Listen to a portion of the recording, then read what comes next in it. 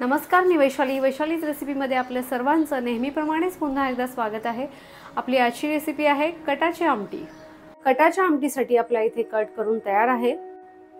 आपली या आधीची पुरणपोळीची रेसिपी झालेली आहे। त्या पुरणपोळीच्या रेसिपीमध्ये कटाच्या आमटीसाठी लागणारा कट कसा तयार केला जातो हे मी अगदी व्यवस्थित सांगितलेलं आहे। डिस्क्रिप्शन बॉक्समध्ये पुरणपोळीची लिंक मी शेअर केलेली आहे। आता आपण पाहणार आहोत कटाच्या आमटीसाठी लागणारं साहित्य। मी ते जायपत्री घेतलेली आहे, 4 लवंग घेतलेले आहेत, 1 तेजपत्त्याचं पान घेतलेलं आहे, काळी मिरी, मसाला वेलची, 1 चक्रफूल, दालचिनी, चमचाभर बडीशेप, जिरं आणि धणे। मोठ्या साईजचा 1 कांदा पातळ चिरून घेतलेला आहे। सुक्या खोबऱ्याचे काप घेतलेले आहेत। तुम्ही ओलं खोबरंही वापरू शकता। अद्रक 10-12 लसूणच्या पाकळ्या सोलून घेतलेल्या आहेत। कोथिंबीरीचे स्वच्छ धुवून आणि बारीक चिरून देठ देखील घेतलेले आहेत। त्यामध्ये आपण आता घेतलेले सर्व मसाले भाजून घेणार आहोत। साहित्य सांगताना आपली खसखस सांगायची राहून गेली। यामध्ये मी 1 चमचाभर खसखस देखील घेतलेली आहे। ती देखील या मसाल्यांबरोबर मी भाजून घेणार आहे। इथे आपले मसाले भाजून झालेले आहेत, ते मी काढून घेत आहे। आता यामध्ये मी खोबऱ्याचे काप घेतलेले आहेत, ते देखील छान सोनेरी रंग येईपर्यंत भाजून घेणार आहे। इथे आपलं खोबरं देखील छान भाजून घेतलेलं आहे।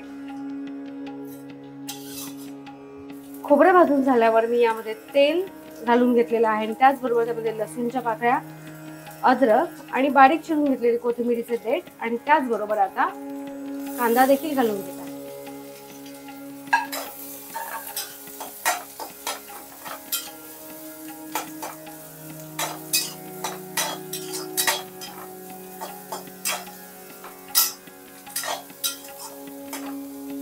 हे सर्व साहित्य देखील मी छान भाजून घेणार आहे। इथे आपला कांदा देखील छान भाजून झालेला आहे। मी गॅस बंद करून घेतलेला आहे। आता हा कांदा आणि आपण हे घेतलेलं सर्व साहित्य मी थोडं थंड झाल्यावर मिक्सरला बारीक करून घेणार आहे। आपला भाजून घेतलेला मसाला थंड झाल्यावर मी इथे मिक्सरला बारीक करून घेतलेला आहे। त्याचबरोबर एक साईडला कढई गरम करून त्यामध्ये तेल देखील घालून घेतलेलं आहे। आता यामध्ये मी फोडणीसाठी मोहरी घालून घेणार आहे।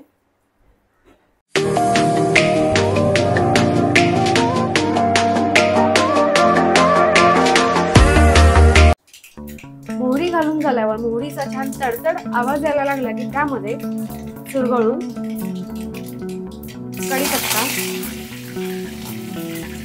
कढीपत्ता घालून झाल्यावर गॅसची फ्लेम कमी करायची आणि यामध्ये हळद,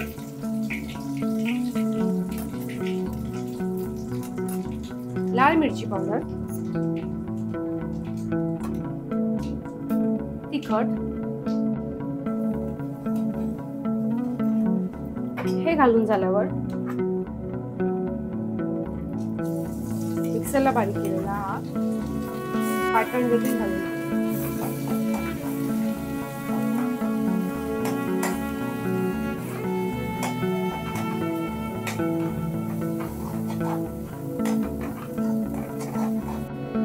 आपलं वाटण घालून झाल्यावर गॅसची फ्लेम हाय करायची आणि ते छान परतून घ्यायचं। आता आपण यामध्ये कट घालून घेणार आहोत।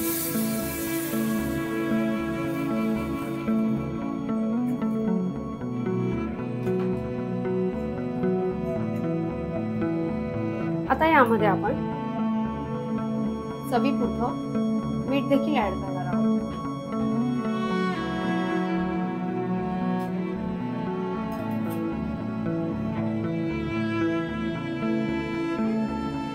इथे आपल्या कटाच्या आमटीला छान उकळी देखील आलेली आहे आणि आपली कटाची आमटी करून तयार आहे। इथे गॅस बंद करून घेतलेला आहे। गॅस बंद करून झाल्यावर मी यामध्ये बारीक चिरून घेतलेली कोथिंबीर देखील घालून घेणार आहे।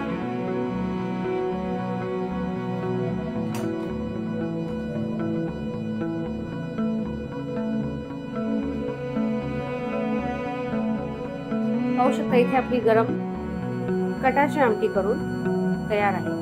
तुम्हाला जितकी पातळ हवी असेल आणि जितकी घट्ट हवी असेल तितकी तुम्ही करू शकता। इथे आपली तिखट गोड अशी कटाची आमटी करून तयार आहे। तुम्हाला जर आपली आजची कटाच्या आमटीची रेसिपी आवडली असेल तर आपल्या रेसिपीला लाईक करा, जास्तीत जास्त शेअर करा, नवीन असाल तर सबस्क्राईब देखील करा आणि ज्याप्रमाणे तुम्ही सर्व रेसिपीज पाहता त्याचप्रमाणे पाहत राहा। पाहता पाहता करतही राहा आणि करून झाल्यावर कमेंटमध्ये नक्की सांगा तुमची रेसिपी कशी झाली।